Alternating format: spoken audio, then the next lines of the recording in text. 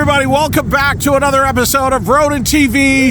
You should be able to tell by the tone of my voice I am very excited. Very excited. Why am I so excited? Is it because we have Allegiant Stadium back in the background? Is it because we're very close to Reed International? Is it because we have a giant bottle of Corona in the background? That's gonna be my vote. No. Is it because we've got Chandler Smith, Chris 2, and yours truly, Jimmy Chunga, here on Ronin TV? Well, that's part of it.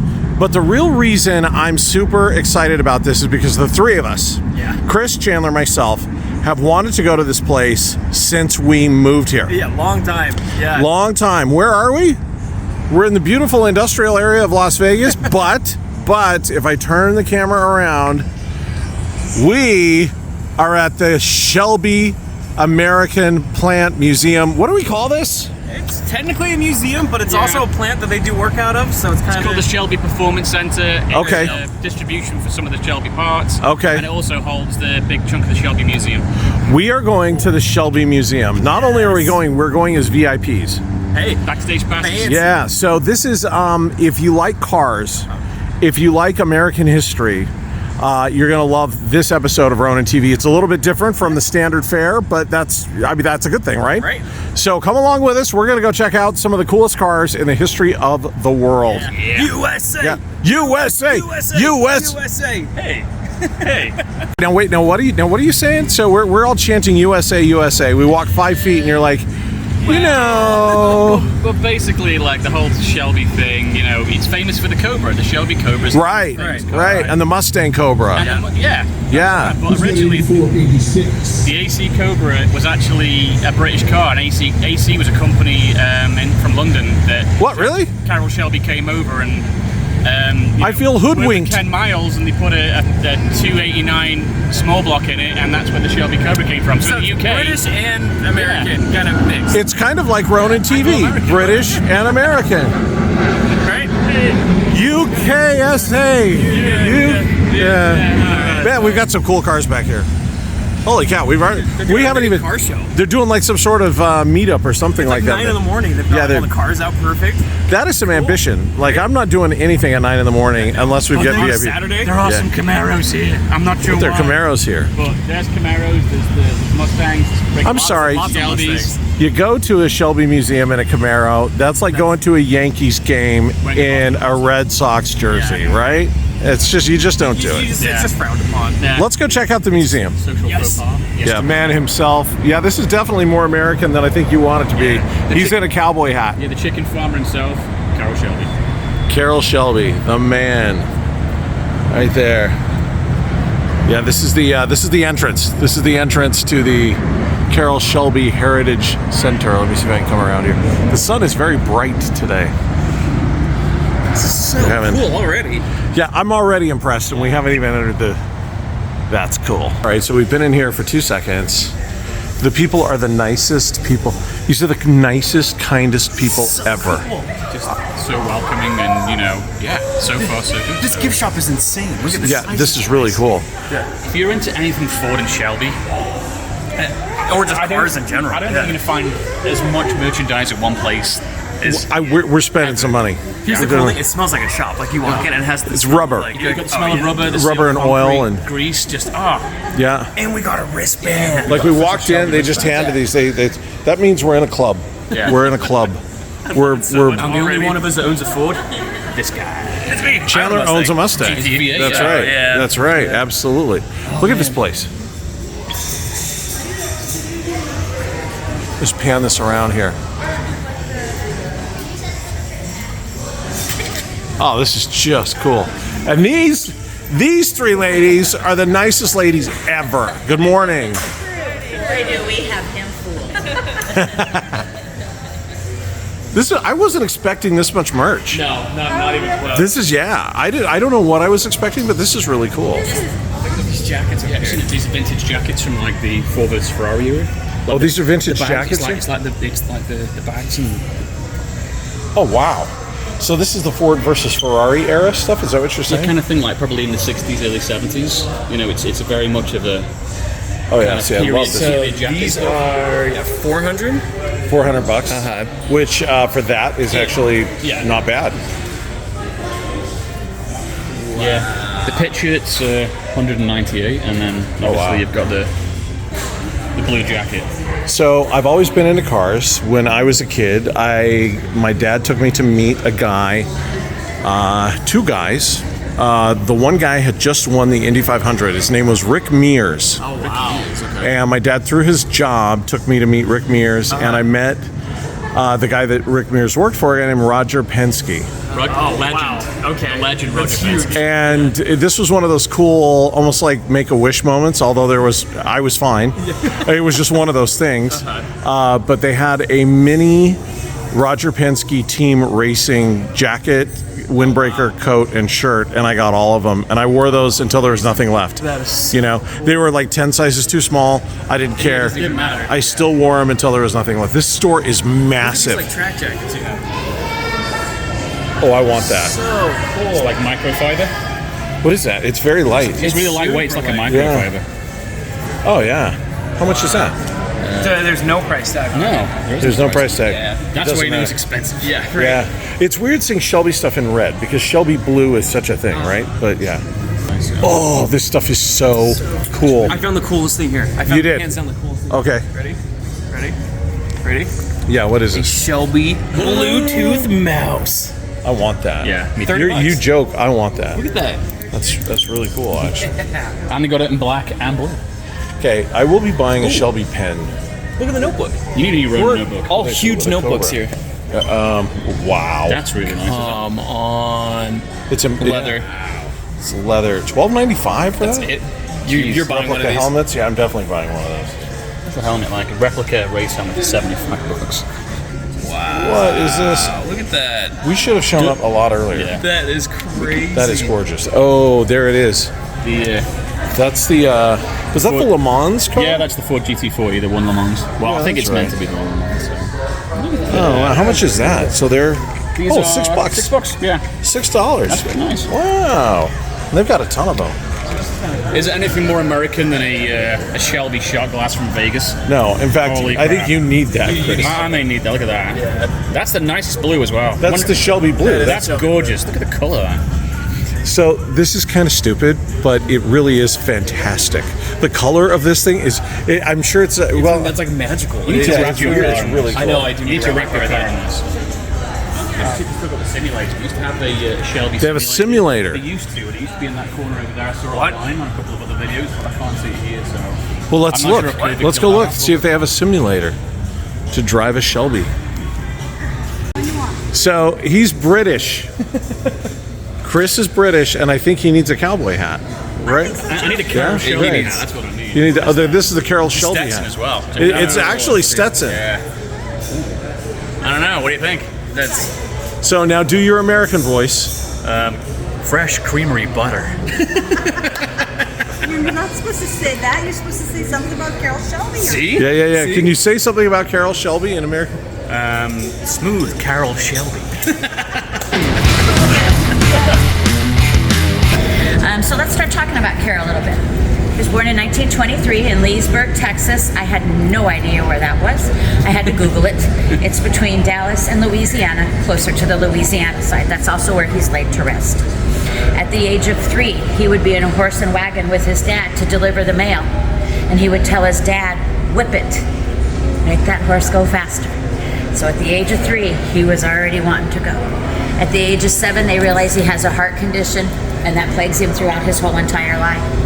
He gets out of high school, he goes into the Air Force. It's during World War II. He wants to be a fighter pilot, but he can't because of that heart condition. So he becomes an instructor, and he teaches the guys how to fly. And when you asked Carroll what was his favorite aircraft to fly, he would always tell you the B-26 because it was going to beat anything from Germany, France, or Japan. So it's always about a race for Carroll, always. I always like to stop right here for just a second and let you guys know that all the stories that I'm going to share with you today didn't come from a book or a movie. They came from 3 of his best friends who still work in this building. The president of our company, Oh, wow. Gary Patterson, the vice president, Vince Laviette, and my boss, Austin Cray. But with that being said, about 99% of them I had to make politically correct. Not a lot of political correctness up there. And I had to clean them up a little bit. That'd have been great stories for after hours, but not so good for here right now. He gets out of the Air Force. They're now trying to make a living. He does some work in the oil field business. He hated it. He had his own trucking company. He hated that.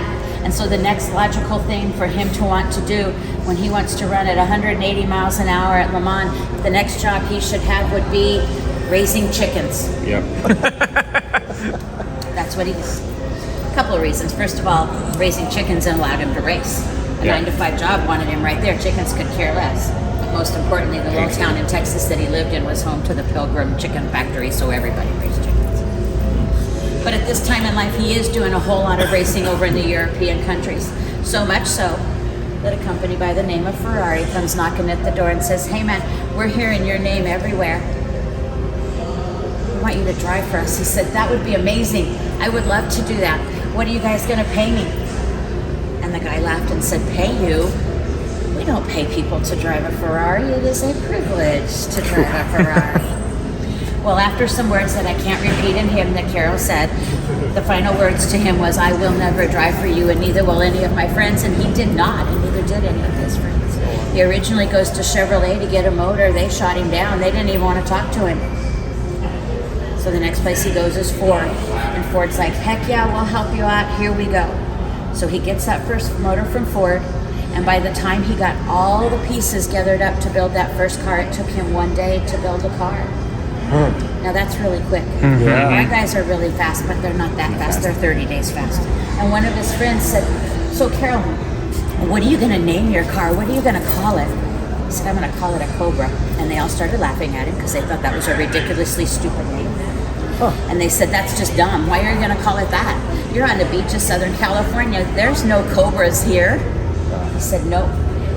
But years ago, I had a dream, and in my dream were Cobras. And they were mean and they were nasty. That's how I want my cars to be." I've got this one right here. It's not very mean and nasty anymore at 825 horsepower, or 850. That's not very mean and nasty anymore. I'm going to show you one that's at 900, one that's over 1,000. Wow. Cross street noise. Here, I'll give you another one that I don't even know where it's at back there, but I know it's back there someplace. That's at 1,500 horsepower. He's got that car all built, but now he's got to start selling cars. He's got to start making some money. So what he does is he starts selling cars. He starts going different places and showing the car, and everybody's loving the car. But what people didn't know was every time he went someplace new, he would change the color of the car. That car got repainted 6 different times, and everybody thought, "Oh my God, Carroll's got a whole fleet of cars." He didn't have a whole fleet of cars. He had one car is what he had. Now all these cars from this one all the way down to the 350, these are called continuation cars. They're not the real thing, and they're not a kit car. A kit car is exactly like it sounds like. It's where you put the piece of the car together bit by bit by bit. With a continuation car, you're going to get everything you see right here. So you get a rolling chassis. You just don't get a motor or transmission. That's because everybody wants their car to do something different. So rather than just saying, "Nope, this is what you get, take it or leave it," you get to choose what you want under that hood. So this car was originally built and designed to run at Le Mans. It could never run at Le Mans. It's too heavy. This car is referred to as a brick. It's a really pretty brick. That's what they call this car. It only goes 160 miles an hour, and that's not fast enough to run at Le Mans. At Le Mans, you've got to be running at least at 180. So because this car didn't do what he needed it to do, in 1964 he built the Daytona. This is the Daytona built in 1964. Oh, wow. What he did was he took the frame off of the one that he couldn't use, used it over here. He made the body more aerodynamic. He streamlined it. He changed how the air intake goes in over that body, over the engine to make it go faster. Also on the back he realized, wait, I could be using Mother Nature to help me out. So we put the spoiler up. By doing that, it makes the wind push that car, so it gives them a little bit extra help from Mother Nature. So where are they private? These three are privately Produced out of Utah. out of Utah. Yeah. So that's where all 3 of these are from. Now, copper is extremely heavy. This car is never going to go very fast just because of how heavy it is. It's got This is a motor in copper. it. It's just not going to go very fast. So let me get this straight. It was called, it's the Shelby GT 350, and it was referred to as the ladies' car. It was Actually, if you look at the ad, you will see a secretary leaning against this car. This is the ladies' car. This car. Man, The times guys have from changed. Ford that Sign me built up. it- Yeah. Yeah. The guys from Ford that built it called it the grocery getter. What? Carroll called it the slow, cheap car. And he never understood how Ford sold so many of them, but they did. They sold a lot of this car. Ford GT350 Shelby. A lot. That is crazy. GT stands for Grand Touring. The 350 name. Carroll and the boys are standing around trying to figure out what to name this car. Carroll wasn't very patient. He'd had enough of this conversation. And he said to the gentleman standing beside him, who was in charge of the speed shop, "How far is it from your office to mine?" The guy's like, "Dude, I don't know. Maybe 350 steps." He said, "Fine, it's the GT350. Okay. It's the amount of steps. So from it has one nothing to do with the office horsepower. Nope. It's the amount of steps from one Oh, office to man. another. That's All these it. years. All these years. Sorry. That is crazy. The one you're looking at right here is the most expensive car on our showroom floor. This car's worth more than $2.5 million. It is the original one. No way. It's got 26,000 miles on the speedometer. I just got chills. That's the original Shelby GT500. Original one. Originally, he was going to make 50 of these, but he couldn't justify spending $10,000 to build a car. So he didn't. So this is the original one. The car that's sitting right here is super special to us. We've never had one here in the showroom before. We don't know how long this one is going to be in here. This is Carroll Shelby's last Cobra. Oh, wow. This is his last car. It's got an automatic transmission in it. Because at this point in time in his life, he didn't have enough strength to be able to push that heavy clutch in. So they did 4 actually with an automatic for him, and this is one of them. So this is his last car. Wow. The Aston Martin that he used for his first win in Le Mans in the movie. The car was very dangerous. They caught fire all the time. Remember in the movie when oil sprayed up in their face? It did that all the time. But most importantly, the guys didn't like it because the exhaust ran right underneath their seat and right off to the side, so their leg and their feet were always hot. So it just wasn't a great car for them to use, but it's probably the only kind that they had at that time. Personally, when I look at it, I think it looks like a frog. I'm sure Aston Martin would love to know that I think their race car looks like a frog. Talk about the color of this car. This is Kona Blue. Kona Blue. Kona Blue was used on a lot of our cars. It came out of Japan. When Japan got hit by the tsunami, it wiped out the company that made Kona Blue. We thought we were going to get it back, but they're not going to come back. So people who have Kona Blue now, that's the only ones that are going to have no more Kona Blue. When you look at this color out in the sun, or if I can get them to put a big spotlight on it, this blue gets so deep and so rich. It is just beautiful. This is a GT1000 plus one, maybe one more. It was always Carroll's dream to have a 1,000 horsepower car built before he passed away. So Vince Laviette, who is the vice president of our company, who still to this day builds and designs cars for Carroll, just like he did when Carroll was alive, built this car for Carroll. And when this car was ready to go to the track, Vince, Carroll, and the boys take it to our track here in Las Vegas. And Carroll Shelby drove this car at 88 years old, doing 200 miles an hour in this car. This is the last race car that he drove. He passed away shortly after he got to drive his 1,000. Wow. So it is a little over 1,000 horsepower. When this car comes in this building, it sounds like a jet is landing in here. Wow. It shakes the walls, it shakes the pictures, it shakes your insides. It is so loud. You know it's here, that's for sure. The Shelby GT1000. So there you go. Basically what happens here, we have 60 guys that work on this in 26 bays. The guys work 4 10-hour days. They come in at 4 in the morning, they're out at 2 in the afternoon. They are off on Fridays, Saturdays, and Sundays. Fridays they can come in, do makeup work. Saturdays and Sundays, they are not to be in here at all. They should be home with their families. So that's why it's so quiet. That's cool. That's cool. How this works is you would go to your local Ford dealer and you would buy a brand new GT500 or any of the F-Series trucks. But what happens is the car gets delivered directly to us. We have 2 warehouses a block down that are full of cars waiting to come in here. So that's about a 140-day wait time. Okay. Then once it gets in here and it gets into a bay, it's 30 days and the car is finished.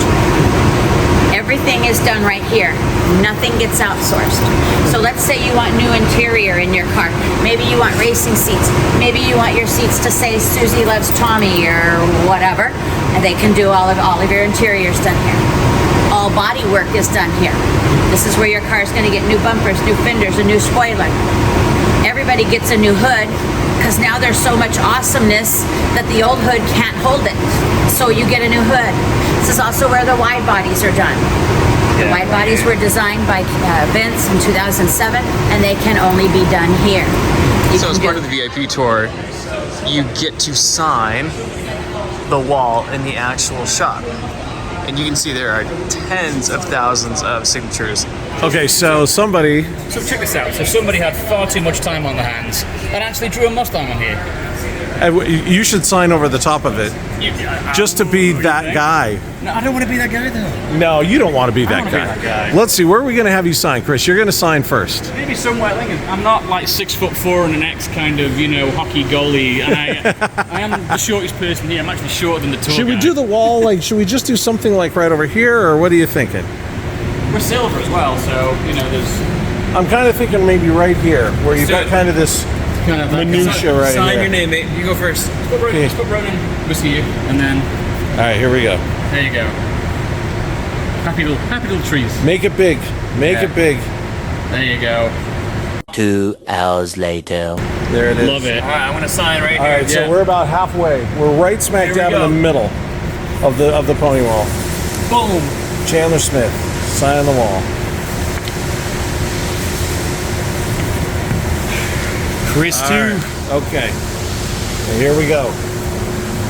One James.